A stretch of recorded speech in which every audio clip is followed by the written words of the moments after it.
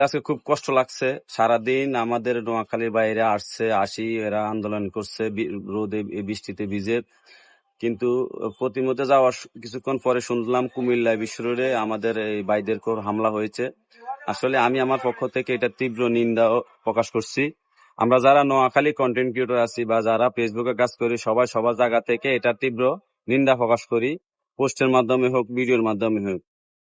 আর নোয়াখালী আমাদের প্রাণের দাবি একটাই, সেটা হচ্ছে নোয়াখালী বিভাগ চাই, আর কোনো ছাড় নাই। নোয়াখালী যারা যারা আছেন ব্যাকে মিলিয়ে আইয়েন, আমরা নোয়াখালী বিভাগের জন্য কিছু একটা করি। কারণ এই একটা সুবর্ণ সুযোগ। তো যে যার অবস্থান থেকে পোস্ট করুন নোয়াখালী বিভাগ চাই। আর যারা ভিন্ন জেলার আছেন তারা আমার ভিডিওটা পেলে আসলে কোনো অন্যভাবে নিয়েন না। এটা আসলে আমাদের সুযোগ, এটা আসলে আশা করা যায়।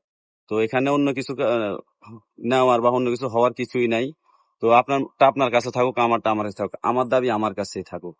তো আমরা যারা নোয়াখালী আছি সবাই আসলে চেষ্টা করব নোয়াখালী বিভাগ চাই, নোয়াখালী বিভাগ চাই।